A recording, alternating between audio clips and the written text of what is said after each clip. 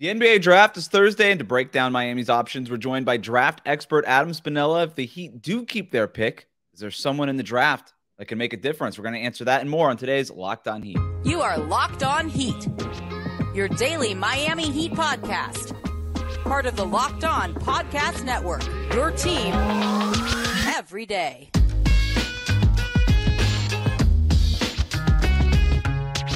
All right, welcome to Locked On Heat, your daily podcast on the Miami Heat. I'm Wes Goldberg. However you're tuning in on YouTube, Odyssey, or your favorite podcast app, thanks so much for making Locked On Heat your first listen every day. I'm joined today by Adam Spinella, who does a great job covering the NBA draft on his newsletter and his podcast, The Box and One. Thanks so much for jumping on, Adam. First of all, really excited to be talking with you because all of the Beal stuff coming off of an NBA Finals run that was not very much expected. We haven't talked about the draft here at all, like not even a little bit. I want to get your thoughts on some specific prospects here in a minute, but I think the best place to start with this thing is, look, I know the top of the draft is the thing everybody's talking about with Wembanyama and Scoot and some of the guys up there, but what are your thoughts on the middle of the draft near where the Heat are picking at number 18 on Thursday night? Yeah, Wes, thank you so much for having me on here. I've really enjoyed watching the Miami Heat run over these last couple of weeks, and then all of a sudden it ends, the finals are over, and oh crap, there's a draft a week and a half away. So yeah, let's try to cram all this in here if we can. That's kind of what we're going to do. I actually want to go speed round with you on some players. I hope that the Heat front office is not cramming to the degree that I am cramming here. I'm sure they are not. And if I could put this draft class into a little bit of context, for me, it would be that very heavy at the top. I think that the top 4 or 5 guys in this draft class are as strong as we've seen in a number of years. I think there is a little bit of a ledge and a drop off that takes place after the lottery. We're in that like 15 to 30 range.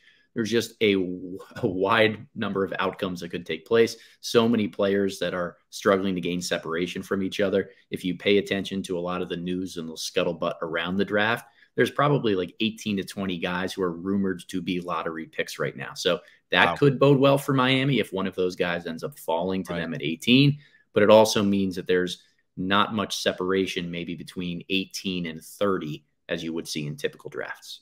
Yeah, like I said before, I've got a list of guys that I want to ask you about that kind of doing some mock draft and some initial research on my end. I feel like I know what you're talking about in terms of some guys that might be falling. There's obviously teams are going to be picking for need a little bit, and maybe that could result in some teams, some guys falling here. But I think the way we kind of talk about draft, like zooming out, like the way we talk about drafts in general is like you have rankings, you have mock drafts, you also have tiers, right? And in this one, Wembanyama is just a tier by himself, all-timer. Then you kind of have the Scoot, Brennan Miller tier, and then it kind of feels like you have another tier after that, maybe 2 tiers kind of in that lottery area, but like where the Heat are picking, number 18, like how many guys are kind of in that tier? It kind of gets back to what you were saying before. Yeah, so when I just released the latest edition of my overall big board, I've got 12 players that are in that same late first round tier, essentially extending from 16 all the way through to 28. And those are all the first round grades that I have given out. So for Miami to be picking in that range, obviously you'd love if one of those guys who I would really value above that is still available and on the board. But it's going to be a lot more a draft about fit in terms of position, of skill set, and kind of characteristics and the ability of a player to come in and help your organization in the timeline that you need. I think Miami's is very clear. They want to keep winning. They want to go back to the NBA Finals. I think it'd be the right time for them to try to get one of those players at 18 who can help them in some regard over the next year or two. Kind of talking about the fit part of this. Is this why, and this is completely unrelated from the Miami Heat, but I'm just very curious.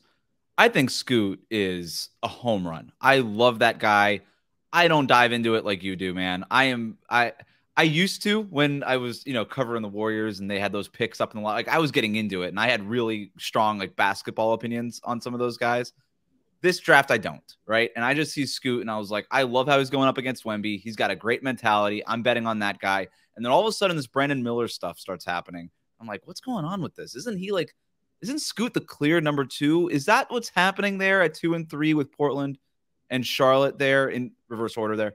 Like, is Charlotte kind of looking at this like, well, we've got LaMelo, Brandon Miller's good. I'm nothing against Brandon Miller, but like we might not want to draft Scoot because we have LaMelo, so we're going to go with Brandon Miller here. Or is there like a legit case, like in a vacuum, Brandon Miller might be the best player available at number 2?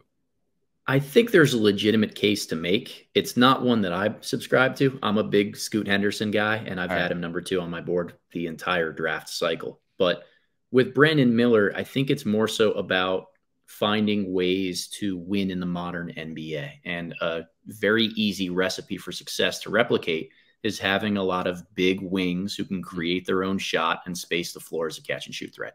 And that's what Brandon Miller does without sacrificing playmaking. I think he's an underrated playmaker without sacrificing defense. He's long. He competes on that end of the floor, has a little bit of positional versatility. He checks a lot of boxes for the modern NBA. And I think that if you can make the case that Brandon Miller is going to be a guy who averages 20 to 25 points a game in the league, he checks so many boxes that you have to consider him at number 2. Fair enough. All right. So we've kind of talked through where this draft kind of stacks up here. I do want to ask you about some specific prospects. But again, before I get to that, you know what? Let's just do this now. I teased it enough. The one that ESPN recently mocked was Rayan Rupert from New Zealand. Long wingspan. Everything I read about this guy is that he's just sort of gnarly, kind of has that dog mentality. And those are buzzwords for me, and I'm sure it's buzzwords for the Miami Heat, right? This kind of seems to be the direction they go in. And maybe that's why he's being mocked to them in so many of these mock drafts. What are your thoughts on Rayan Rupert? Yeah, so 18 years old, playing this past year for the New Zealand Breakers in the NBL. A lot of times we've seen guys who have gone that non-traditional pathway go play professionally for a year before declaring for the NBA draft. They get a lot out of that process. They learn how to be professionals, and that's the Andrew Bogut League, right? Yeah, it is, and okay. it's LaMelo Ball played there. Right. A lot of other prospects, Josh Giddey, RJ Hampton, have come through that non-traditional pathway, so to speak. So it is pretty reputable and well scouted. The thing with Rayan Rupert is he's about 6'7" with over a 7-foot wingspan right now.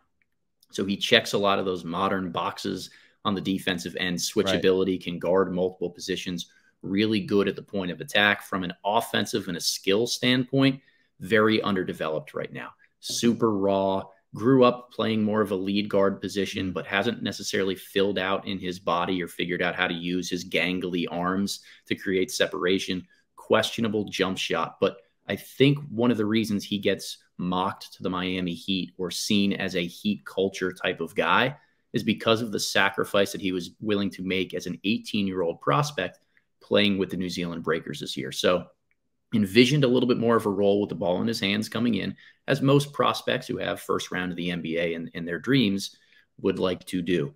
He comes in and realizes quickly, this is a very good New Zealand team. I have to buy into my role and do whatever it is that I can do to help the team win. And he essentially slotted into a catch and shoot 3-and-D type of wing.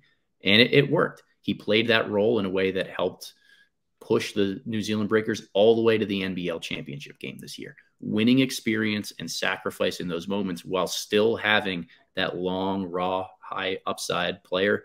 That's a really tantalizing combination for a team that we know values the character and the role accountability piece as much as Miami does.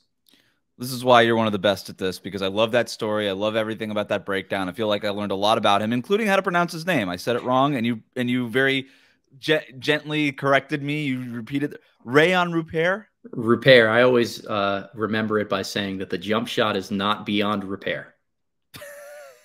Well done. There you go. Yep, see, there it is.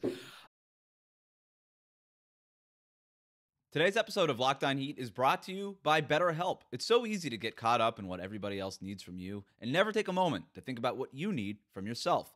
But when we spend all of our time giving, it can leave us feeling stretched thin and burned out. Therapy can give you the tools to find more balance in your life so you can keep supporting others without leaving yourself behind. If you're thinking of starting therapy, give BetterHelp a try. It's entirely online, designed to be convenient, flexible, and suited to your schedule. Just fill out a brief questionnaire to get matched with a licensed therapist and switch therapists at any time for no additional charge. Everything is meant to work with your schedule and your preferences, all to help you live a better life. Find more balance with BetterHelp. Visit BetterHelp.com/LockedOnNBA today to get 10% off on your first month. That's BetterHelp, HELP.com/LockedOnNBA. All right. Before I get into some of the other players that I just sort of randomly have listed here, who do you have mocked to the Heat in your latest? In the last mock draft, I had Jett Howard out of Michigan he's being mocked here to the Miami Heat for a lot of connection and obvious reasons. I think Heat fans are probably familiar with the Howard family and the time they spent in South Beach. But when I watch Jett Howard play, he reminds me a lot of the type of movement specialty shooters that they've thrived off of. And Juwan has copied so many elements of Erik Spoelstra's playbook and been able to run those over the last couple of years at Michigan. A lot of dribble handoffs for guys coming out of the corners, screen the screener actions where a shooter is coming up to the top of the key and curling off of handoffs or down screens. It reminds me a lot of a Duncan Robinson type of role. So I think the fit is pretty seamless in that regard. In order to believe that Jett Howard is going to be a top 20 pick, you have to buy into finding ways for him to improve or to blanket him on the defensive end of the floor. He's long at 6'8", but not a great athlete, puts very little pressure on the rim offensively, and then needs a lot of help on the defensive end just to figure out what type of position is going to be best for him long term. So I think there are a lot of positives that a guy like Jett Howard brings into a team construct. You just have to feel really comfortable as an organization that you can offset some of the challenges that he provides. Kind of talking about like the idea of somebody walking in. I mean, the idea of Jett Howard walking in, like, okay, parts of this playbook look familiar to me. We're speaking the same language here. I know I can curl off a Bam Adebayo dribble handoff. I'm going to nail this 3-pointer, and then we'll figure out the other stuff later. I like that for the Miami Heat because they're not looking for a big swing. They're not trying to find their next superstar, even here at number 18 necessarily. It just sort of feels like, okay, we've got Jimmy, we've got Bam, we've got right now Tyler Herro. We'll see what else happens this offseason. But if we could find a guy at 18 that just makes sense for us and can play and be a depth piece, that is value add for a team that was just in the NBA Finals. Yep. Is there a guy like that obviously you had Jett Howard mocked there for a reason. Is there another guy maybe in this range and part of this tier that kind of fits that description? I love a guy for the Miami Heat, Olivier-Maxence Prosper out of Marquette. Not sure if you had him on your list there, but he's one of the big risers coming out of the NBA draft combine. Played really well in the first day of scrimmages, ended up shutting it down. He has conducted more workouts during this pre-draft process than anybody else has. I think 15 or 16 teams that he's flown around the country to work out for, really betting on himself as a competitor and a guy who loves basketball. 20 years old, 6'8", with over a 7-foot wingspan, and the ideal point of attack switchable defender. I think if you looked at the skill or the talent gaps that the Miami Heat roster has right now, it's not having enough bigger wings who can do multiple things on the defensive end of the floor. And Prosper knows his role and can come in and check those boxes right away. Marquette was one of the best teams in the Big East this past year. Prosper had a lot to do with that while carrying a fairly low usage role on offense. Improved a lot as a catch and shoot guy. And I want to get to the offensive stuff in a second, but the defense is the real appeal for him. And if you go back and watch so many of the different games that he played in the Big East, he was really the focal point of Marquette's defense. Against teams that had really good guards, they would just have Prosper guard him the entire time or switch him on ball screens to be able to corral any advantage that he'd get. Against big wing like a Cam Whitmore, who's thought to be a top 5 pick in this year's draft, Prosper was fantastic against him in space, turned one of the best athletes in this draft class into a jump shooter. And then against a movement specialist, a guy like Jordan Hawkins for Connecticut, who just came off of a national championship run, he chased Hawkins around screens the entire game in the Big East tournament, completely shut him out and neutralized the Connecticut offense as a result. He's an unbelievable chess piece for a tactically brilliant coach like Erik Spoelstra to be able to use on defense. The questions around Prosper have always revolved around, do you buy the jump shot enough? And he progressed and got so much better as a catch and shoot guy throughout the season. That was really important. That has reportedly continued throughout this pre-draft process where he's blown teams away with how he shoots the ball in many of his workout settings. But more important than that, he knows and understands his role. does not try to force anything on the offensive end, has already operated as a catch-and-shoot guy around a ball screen-heavy attack. And here's one gem or nugget for you. Nevada Smith, the old G League head coach for the Miami Heat who worked underneath Erik Spoelstra, currently an assistant at Marquette. There's going to be flow of information between those two programs and front offices to understand the type of person that Max Prosper is, the type of role that he's going to be. And I saw so many similarities between how Marquette ran their offense this year and how the Heat's G League organization did when Nevada Smith was in charge. I just think there's unbelievable synergy here between the team and the organization. Yeah, and as we know, there's a pretty deep history connecting Marquette and the Miami Heat, right? Yeah. So that's a big part of it also. You sold me on this guy that I have never heard of. I'm just draft him now, call it in. Why not? But why not mock him instead of Jett Howard? I understand the Jett Howard connection too, but why not have him mocked to Miami instead? Yeah, a lot of this has to do with kind of talent and potential in some regards. I also think that getting a guy like Jett Howard keeps the door open for the Miami Heat to make different decisions and moves this summer as it regards to Max Strus as an impending free agent, Duncan Robinson as a larger contract that they might want to ship off to grab a star player, that you're still going to need that floor spacing wing around whoever else it is that you bring in. How much of an appetite in this draft is there for the Heat to possibly trade back and maybe grab some other assets that they could use in another kind of deal, or maybe even kind of unload a bigger salary to move back? Like, how much is there people looking to get maybe from the end of like in the 20s up into like that 18 range? There's certainly potential for it. So the Indiana Pacers have 3 picks between 26 and 32, which gives them a nice cachet to be able to move up if they have one guy that they would like. The Utah Jazz have 26 and multiple other future assets that could be of value here. The Nets are sitting at 21 and 22 back-to-back. Probably not that small of a jump to make to get all the way up to 18. But there are some possible trade partners for Miami to move back. I think that they'd have to feel really comfortable with adding 2 rookies to the roster. That's a tough pill for a lot of championship contending teams to swallow because it takes up valuable roster spots, and you never really believe you can rely on a rookie from day one. Even as talented as those guys can be that you find in the lottery or the mid part of the first round, like, you're playing with house money if that guy is in your rotation in the playoffs. So I would have a hard time seeing them as an organization stomach multiple first-round picks, but I think sitting at 18 does give them a lot of leverage to potentially move back or move out of this draft for the right player if somebody outside of that lottery range is still on the board. Today's episode of Locked On Heat is brought to you by FanDuel. Baseball season is in full swing, and there's no better place to get in on the action than FanDuel, America's #1 sportsbook. Because right now, new customers get a no-sweat first bet up to $1,000. That's up to $1,000 back in bonus bets if your first bet doesn't win. Just go to FanDuel.com/lockedon to join today.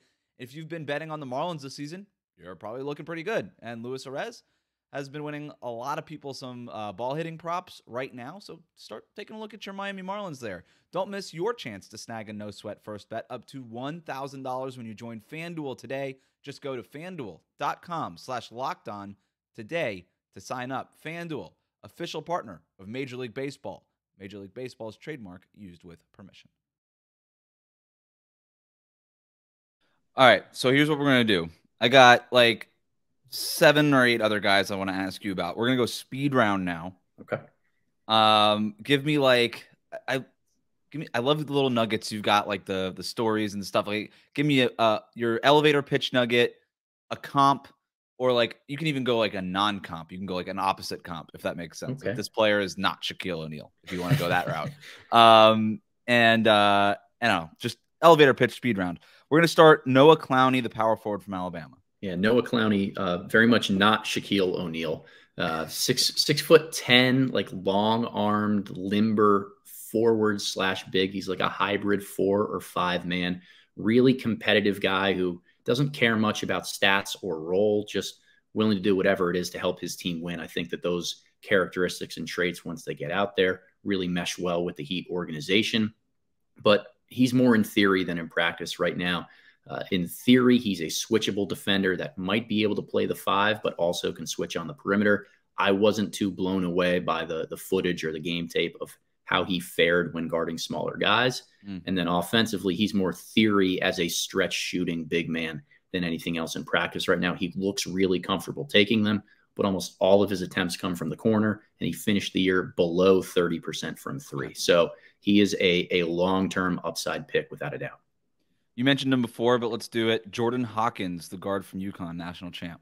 Yeah, another movement shooting specialist, 6'3", 6'4", with good athletic tools, but hasn't found consistent ways to utilize them. I think everything for Hawkins is about the three-point shot. Sprints to the floor in transition. He's like the Energizer Bunny, never stops moving off of screens. Has a great basketball pedigree, grew up in the D.C. area, went to DeMatha High School, which is a famed program from around that area.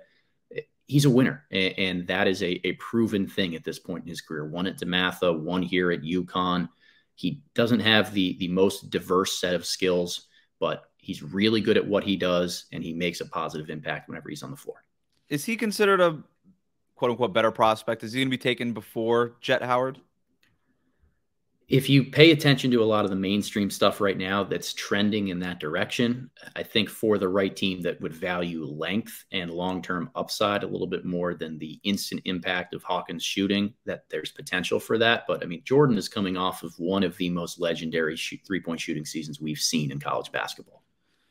Let's do Nick Smith Jr., guard Arkansas. Yeah, Nick Smith had a really tough freshman season at Arkansas for a lot of different reasons, battled injuries and was in and out of the lineup, but he did have one really impressive stretch when he appeared to be healthy, just going into the SEC tournament at the end of the year. Over a 6-game span, averaged 19 a game, shot 40% from 3. That's the type of player you envision that you're getting in Nick Smith. Really valuable shot maker with long arms for the combo guard position. Unbelievable touch with his runner and mid-range pull-up game, but very slender frame, not a rim pressure guy on offense, and he is very far away from turning into a positive impact on the defensive end. Super raw, but high-level upside. Let's see. Let's do – this is fun, man. I feel like I'm just like doing a roulette, and you're just like, boom, let's go. Let's go Brice Sesabaugh. Sesabaugh, another scoring-minded young player, had a prolific scoring season this year at Ohio State and led the entire country, the entire draft class in terms of points per 40 minutes. So a prolific scorer, completely played off of the floor on the defensive end, where he was subbed out of the game by Ohio State for offensive defense situations. Really showed his lack of feel as a playmaker with the ball in his hands.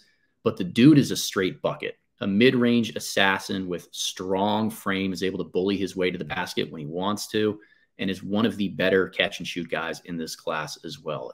A bet on Brice Sesabaugh is a bet on him figuring out everything else just enough to the point that he can become a lethal scorer for some NBA team. Give me Dariq Whitehead, wing out of Duke. Yeah, Dariq Whitehead was one of my favorite prospects coming out of high school in this draft class.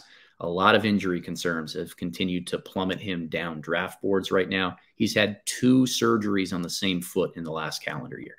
Really tough pill to swallow for NBA teams when you don't know whether the second surgery fixed a lot of the issues about his athleticism that he showed, or if it's just going to lead to more red flags about his future and how athletic he's going to be. 6'6", decent frame as a wing, unbelievable shooting and scoring touch. One of the better catch-and-shoot guys in this draft class, not great off of movement or different screens, and his feel is a little hit or miss at times, but he can create his own in step backs and in mid-range pull-ups with beautiful mechanics, and at his size, about 6'6", he can do some things sliding and guarding up the lineup. I got one more for you, and then I'll leave it a little bit more of an open door for you. I like Kris Murray, but I like Kris Murray because I like his older brother, and that's the end of my scouting report on Kris Murray. Forward out of Iowa. Obviously, his older brother is playing for Sacramento, was a starter for a very good team out in the Western Conference. But what's the Kris Murray story? Just the forgotten man in this draft class, because he is a very consistent guy who doesn't have the sexiest game about him, but just goes about his business and gets things done. I think his projectable role is very similar to what we've seen Keegan do for the Sacramento Kings this year. Space the floor and be a really good shooter on offense, guard the 3 and the 4 defensively, provide a little bit of rebounding when you need to, but a mistake-free brand of basketball. Very low-maintenance player. You very rarely see him show emotion. I think a lot of times that gets mistakenly confused with a guy who's not passionate or very competitive. Right. But I think that there is a real cerebral way that he attacks the game of basketball. The one stat that I continue to go back to with a guy like Kris Murray, each of the last 2 years at Iowa, he shot above 40% on his uncontested or unguarded catch-and-shoot threes. If an NBA team can find ways to get him the ball with time to fire his shot, he's as consistent of a threat as you'll find. At 6'8" or 6'9", that's a really good player to have. Yeah, you sold me on him too. Anybody else that I'm forgetting that off the top of your head, maybe it could be a target for Miami there at number 18? You know, one name who's starting to rise a little bit more through this process to be more of a late first-round guy and strikes me as a Miami Heat type of player is Ben Sheppard out of Belmont. I've been a huge fan of his for several months now. It's probably the first guy in the public draft space waving his flag as a potential first-round pick. 6'6" with decently long arms and uses them well on the defensive end. I'm a sucker for guys who grew up playing the point guard position and then hit a later growth spurt because it means that they have a real cerebral understanding of the game with the ball in their hands, but also have an ability to do different things defensively or play off ball in the half court. And Sheppard is one of the better shooters in this draft class, really quick, pristine release, able to do things off of screens, but just a smart basketball player. He takes whatever the defense gives him and makes the right play time and time again, uses his length to defend. Not a great athlete, not a super strong, filled out body, but a very, very good basketball player. Man, I feel like I've just played like an NBA draft jukebox. I'm just like pushing buttons and you're just like, you're there. You're like, boom, here's another one. Boom, here's some more information. I'm going to play this tune for you.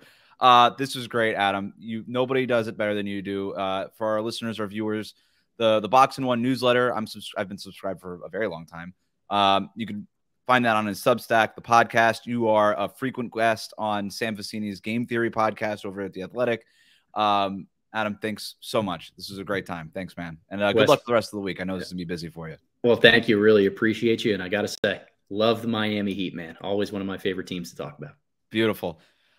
Thanks for making Locked On Heat your first listen every day, everydayers. We are still here every day throughout the offseason. We're going to be back Thursday night to break down what it is that the Miami Heat do in the NBA draft. So hit that subscribe button on YouTube. Follow us on your favorite podcast app.